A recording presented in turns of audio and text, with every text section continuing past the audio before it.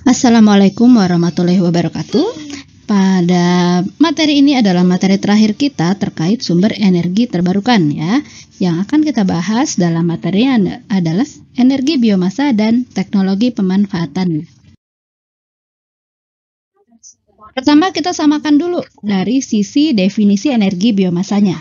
Energi biomasa adalah sumber energi terbarukan yang mengacu pada bahan biologis yang berasal dari organisme yang belum lama mati dibandingkan dengan bahan bakar fosil. Jenis-jenis biomasa ada apa saja? Yang pertama adalah dari sampah atau garbage ya di sini. Kemudian dari tumbuh-tumbuhan, kemudian bahan bakar alkohol yang berasal dari buah-buahan biasanya, gas dari tempat pembuangan akhir, dan dari jenis kayu-kayuan. Nah, dalam diagram ini Anda bisa melihat bagaimana atau teknologi apa saja yang sudah banyak digunakan untuk mengkonversi biomasa menjadi sumber energi. Yang pertama adalah pembakaran langsung, jadi biomasanya itu murni sebagai bahan bakar. Ya, penggunaannya bisa di tungku atau boiler, dan energi yang dimanfaatkannya adalah panas. Yang kedua ada konversi termokimia.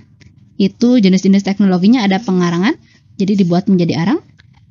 Ini digunakan atau produknya adalah bahan bakar padat. Bahan bakar padatnya ini kemudian dibakar ya sebagai bahan bakar di tungku atau boiler, dan energi yang dimanfaatkan adalah panas. Kemudian ada pirolisis. Pirolisis ini akan menghasilkan bahan bakar cair. Kemudian gasifikasi, ini bisa membentuk bahan bakar gas atau sintetik gas. Kemudian bisa dicairkan juga, dilikuifaksi dan kemudian dimanfaatkan sebagai bahan bakar cair. Atau langsung dilikuifaksi sehingga membentuk bahan bakar cair. Kemudian ada esterifikasi atau transesterifikasi untuk membentuk biodiesel. Yang ketiga adalah konversi biokimiawi. Ini tahapannya ada pencernaan anaerobik dan fermentasi hidrolisis. Untuk proses anaerobik biasanya produknya adalah gas metan, sedangkan untuk fermentasi produknya biasanya adalah alkohol, ya khususnya etanol. Apa saja keunggulan dari energi biomasa? Yang pertama tentu saja meminimalisasi limbah organik, karena biasanya biomasa ini aslinya adalah limbah. Jadi kalau kita bisa memanfaatkan sumber energinya, maka harapannya adalah di pembuangan akhir itu jumlah limbahnya bisa berkurang. Kedua, penggunaan energi biomasa dapat mengurangi efek gas rumah kaca. Kemudian, energi biomasa ini bisa meminimalisir polusi udara. Jadi daripada dibakar di landfill ya di tempat pembuangan akhir ya dimanfaatkan dulu. Nah, sehingga tidak ada polusi udara. Kemudian bisa membantu mengurangi ketergantungan pada bahan bakar fosil. Kalau ini semua bahan bakar alternatif tentunya harapannya adalah ke sini ya, mengurangi ketergantungan pada bahan bakar fosil. Kelemahannya yang pertama adalah sumbernya yang terbatas dan tersebar. Jadi agak sulit kita membuat misalkan pembangkit biomasa dengan kapasitas besar karena sumbernya sendiri yang tersebar di beberapa lokasi, tidak terkumpul di satu lokasi. Kemudian mungkin ada yang bergantung pada musim-musim tertentu baru ada ya.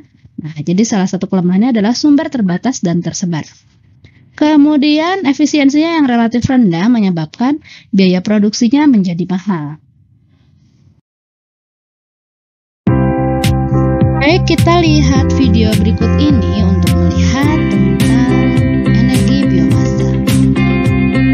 A biomass power plant generates electricity using the heat generated by the combustion of organic materials, such as plant residues, household waste, and the biogas resulting from waste fermentation. All of these are renewable energy sources available in large quantities.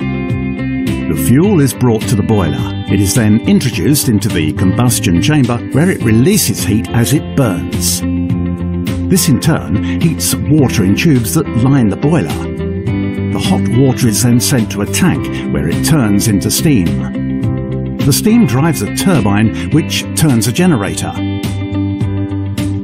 In the generator, the interaction between the electromagnets of the moving rotor and the copper coils of the stationary stator produces an electric current. A transformer is used to increase the voltage of this current to 225,000 or 400,000 volts. This makes it easier to transport in the network's very high voltage lines. The steam leaving the turbine passes through a condenser in which cold water circulates. This cools the steam, turning it back into water. It is then sent back to the boiler. This steam can also be used either for industrial activities or to supply an urban heating network. This simultaneous production of electricity and heat in a single facility is called combined heat and power. Finally, the fumes released by combustion are filtered before being evacuated through stacks. Often installed in very close proximity to material production or storage sites, biomass power plants can be used continuously to meet electricity needs whatever the day of the year. They produce regular energy with low CO2 emissions.